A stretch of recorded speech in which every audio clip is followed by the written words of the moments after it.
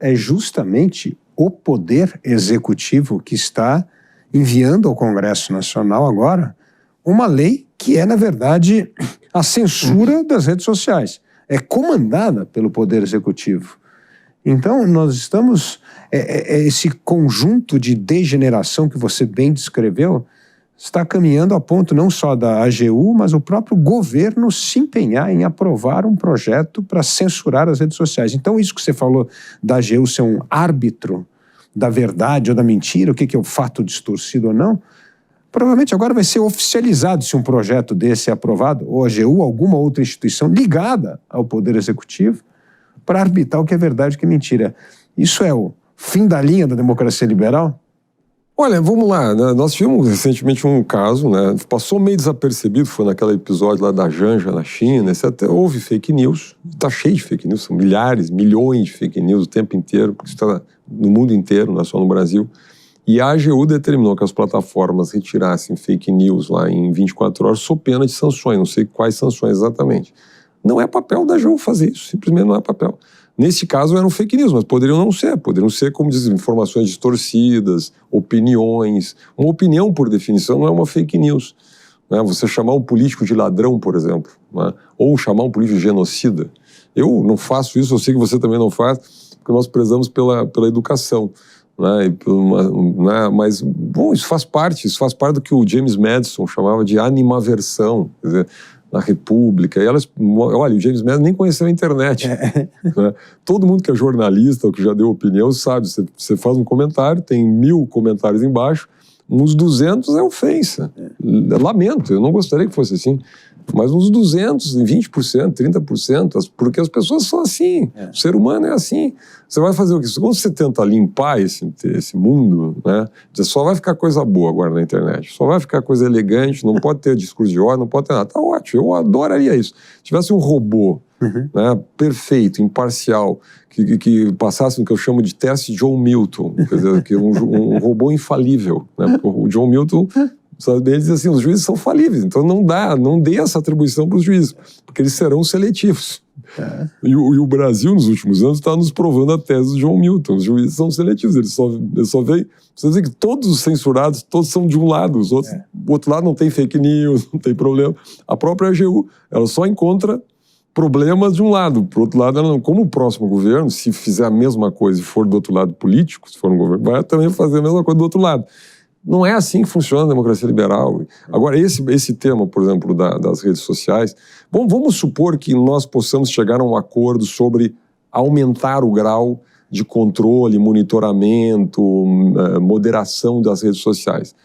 Eu tenho uma fórmula para esse acordo. Vou arriscar aqui no teu programa anunciar a minha fórmula Schiller aqui de aumentar esse monitoramento. Vamos chegar ao seguinte acordo, que nós topamos aumentar o grau de exigência em relação às plataformas em tudo que diga a respeito a crimes claramente tipificados. Crimes contra criança, tráfico de crianças, exploração sexual de crianças, terrorismo, tudo que diga drogas, indução a suicídio, ou seja, tudo que diga a respeito a mulheres, crianças, populações vulneráveis, crimes claramente tipificados. Não há nenhuma divergência no Brasil. Quem será contra que se aumente a fiscalização sobre indução a suicídio de jovens, ou sobre pornografia infantil, ou tráfico de pessoas?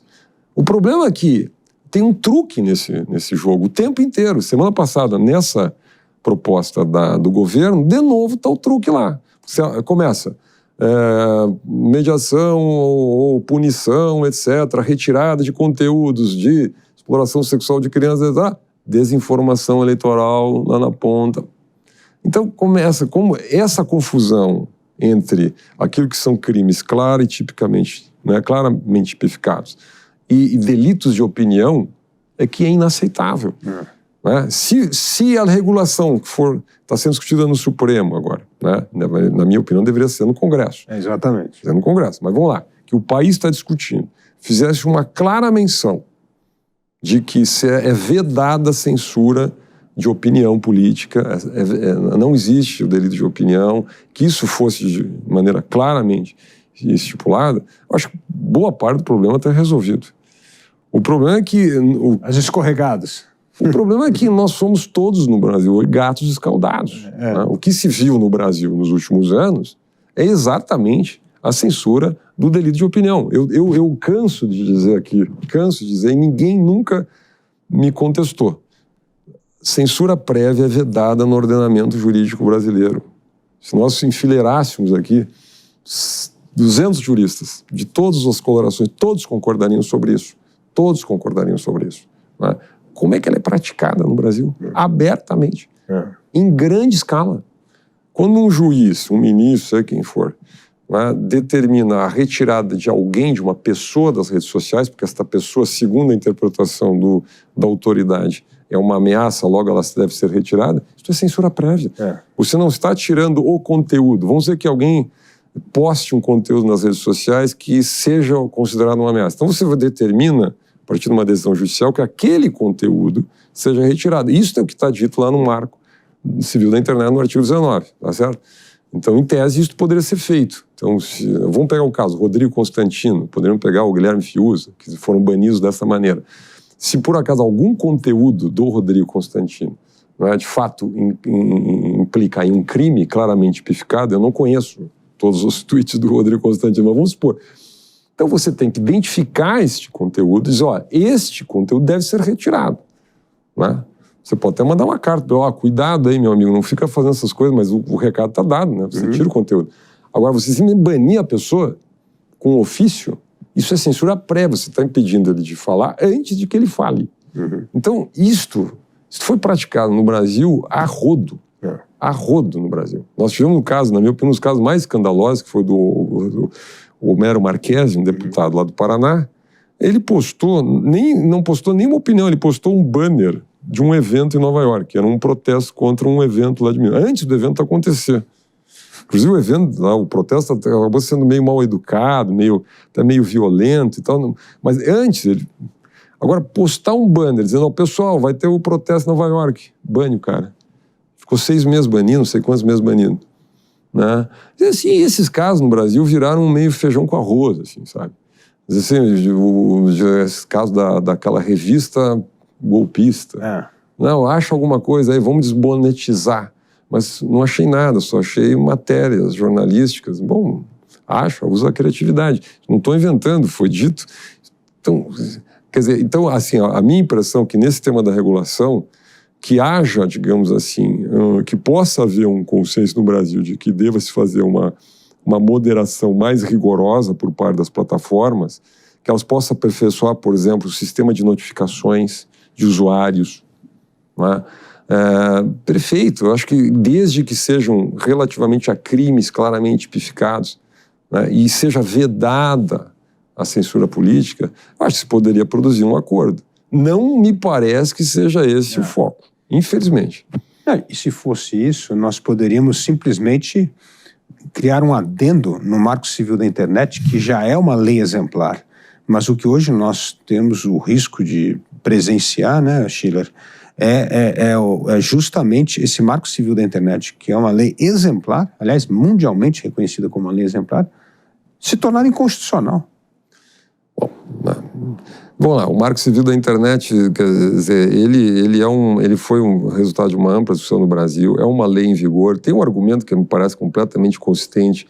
Bom, já que o Congresso não age, nós temos que agir. O Judiciário, o Congresso não é obrigado a mudar uma lei que está em vigor. Se o Congresso promulgou uma lei, né, há 10 anos atrás, primeiro que para uma democracia liberal é uma lei jovem. Nós temos no Brasil essa ideia de que tudo deve ser mudado o tempo inteiro, e por isso nós somos um país da insegurança, da imprevisibilidade. As leis não precisam mudar toda hora.